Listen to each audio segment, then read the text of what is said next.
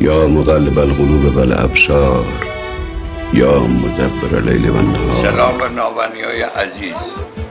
ناوندیا عیدتون مبارک باشه انشالله. خوبیا و بدیا هر آنچه که بود، برگ دیگری از دفتر زمان ورق خورد، برگ دیگری از درخت زمان ریخت، سالی دیگر گذشت. امیدوارم همیشه روزهایتان بهاری و بهارتان همیشه جاودان باشد. بوی جان می‌آید اینک از نفس‌های بهار، دست‌های پربلند این شاخه‌ها بهر نثار. با پیام سرکش نوروزتان پیروز باد، با سرود تازه هر روزتان نوروز باد. شهر سرشار است از لبخند، از گل، از امید، تا جهان باقی است این آیین جهان افروز باد. ناوندیا عیدتون مبارک. انشالله که سال خوبی همراه با موفقیت برای همه ناوندیا. نوروز مبارک. سال نو همه دوستان همشهریان عزیز مبارک. ناوندیای عزیز عید همه تو تبریک ما. انشالله که سال خوبی داشته باشید، پربار برکت، دلتون خوش باد. تکرار بهار مبارک. عید شما مبارک. خدمت همه ناوندیای عزیز سال نو مبارک باشه انشالله.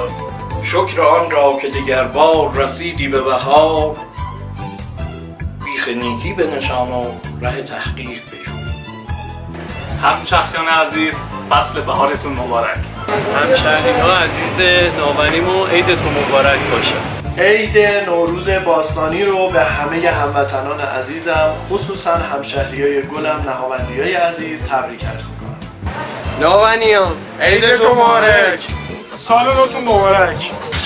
سال نو مبارک. انشالله که سال خوبی داشته باشید. سال نو بر همگی مبارک.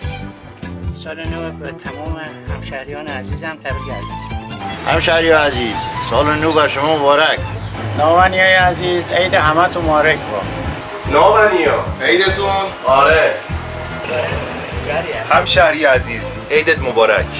ناوندیا عزیز عیدتون مبارک. ان شاءالله سال خوبی داشته باشید. سلام ناوندیای عزیز عیدتون مبارک. ناوندیا عیدتون مبارک. ناوندیا عیدتون مبارک. مژده ای دل که مسیحا نفسی می آید، که ز انفاس خوشش بوی کسی می آید. انشالله سال خوبی داشته باشید. ناوندیای عزیز در سراسر جهان عیدتون مبارک.